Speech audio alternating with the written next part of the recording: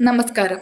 Vision 24 വാർത്തകളിലേക്ക് സ്വാഗതം. ലോകം സാങ്കേതിക വിദ്യയുടെ കൈത്താങ്ങിൽ വളരുമ്പോഴും ലോകത്തിനെ ഭക്ഷ്യസുരക്ഷയുടെ സംരക്ഷണ വലയത്തിൽ നിർത്തുന്ന കാർഷിക മേഖലയുടെ വർത്തമാനകാല സ്ഥിതിക്ക് ഒരു പുനർവായന അനിവാര്യമാണെന്ന് പറയുകയാണ് കൃഷിയുടെ ബാലപാഠമറിഞ്ഞ കായക്കൊടിയിലെ സമ്മിശ്ര കർഷകനായ തയ്യുള്ളതിൽ അഹമ്മദ് സാഹിബ്.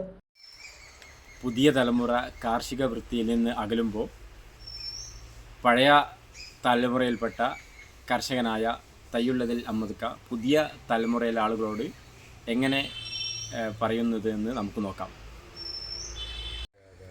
അറിയുന്നതെന്ന് പറഞ്ഞാൽ അപ്പോൾ മുളകിനെ പറ്റി പിന്നെയും കുറച്ചുകൂടി പറഞ്ഞാൽ വയനാട് മുളകിനെ പറ്റി എനിക്ക് കുറച്ചെണ്ണം ഞാൻ കണ്ടുപിടുത്തു, ഞാൻ അനുഭവിച്ചതാണ്.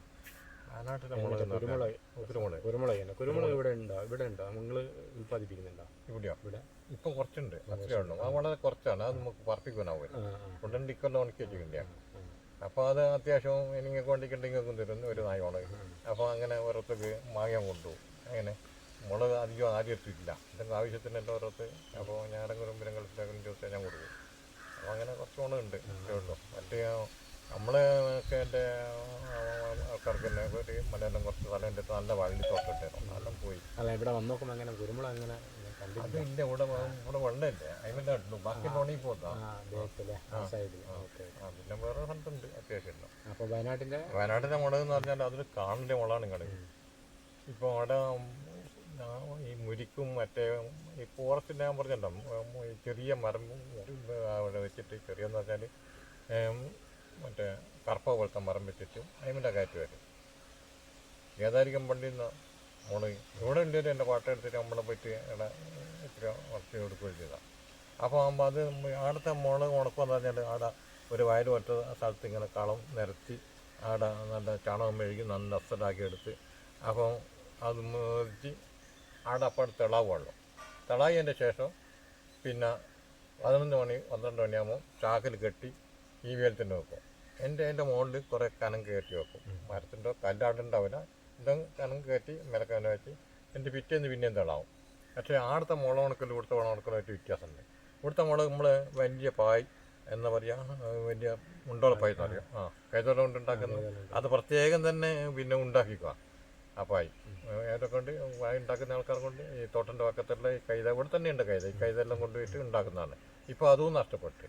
അപ്പോൾ ഇപ്പം ഞാൻ ഒരു കൈതപ്പായ് വേണ്ടിയിട്ട് കുറ്റാടി വാങ്ങിക്കൊണ്ട് പറ്റാം. എനിക്ക് ഇഷ്ടപ്പെട്ടിട്ട് ഒന്ന് കിടക്കണം വിചാരിച്ചിട്ട് ഉണ്ട് അച്ചിപ്പായ് ഉണ്ട്. അപ്പോൾ ഇങ്ങനെ കാട്ട് തിരക്കൂടുണ്ട്.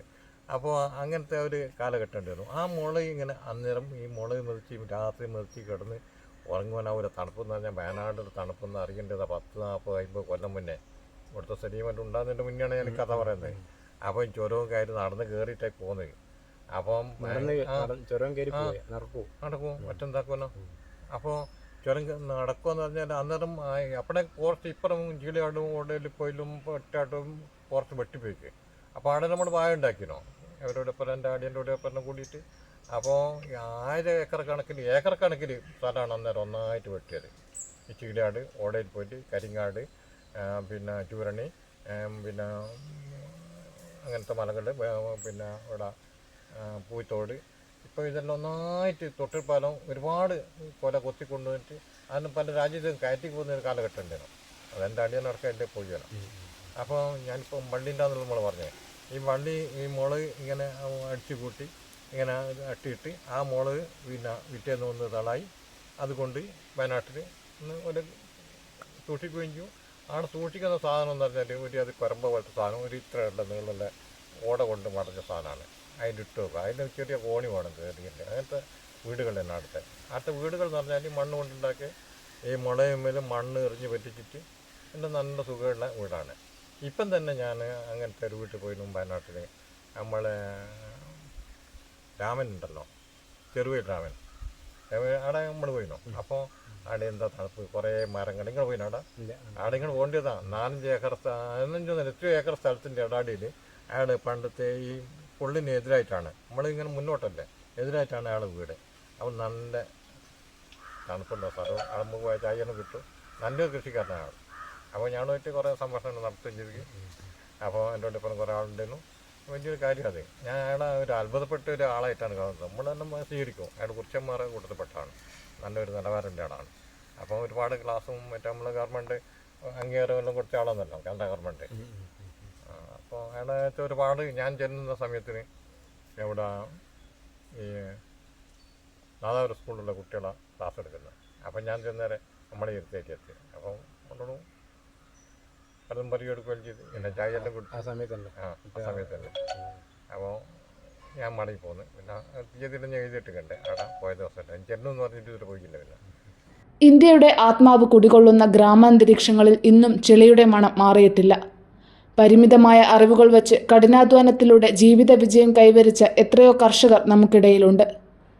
ഇവരുടെ അറിവുകളെ ഉപയോഗപ്പെടുത്താൻ നമ്മുടെ പുതിയ സംവിധാനങ്ങൾക്ക് മടിയാണോ എന്ന ചോദ്യമുയർത്തുകയാണ് ഇദ്ദേഹം. വിദ്യാസമ്പന്നരായ യുവതയെ കാർഷിക വൃത്തിയിലേക്ക് ആകർഷിക്കുന്നതിലൂടെ മാത്രമേ വരും കാലത്ത് ഭക്ഷ്യസുരക്ഷ ഉറപ്പുവരുത്താൻ കഴിയൂ. അതുകൊണ്ട് തന്നെ പഴയകാല കൃഷിരീതികൾ അറിയാവുന്നവർ പുതിയ തലമുറയ്ക്ക് അറിവുകൾ നൽകണം. മണ്ണിനെ മാത്രം സ്നേഹിച്ചിരുന്ന പഴയ തലമുറയിലെ കർഷകർക്ക് പുതിയ തലമുറയോട് പങ്കുവയ്ക്കാൻ ഏറെ കാര്യങ്ങൾ ഉണ്ടെന്ന് പറയുകയാണ് വയോധികനായ അഹമ്മദ് സാഹിബ്.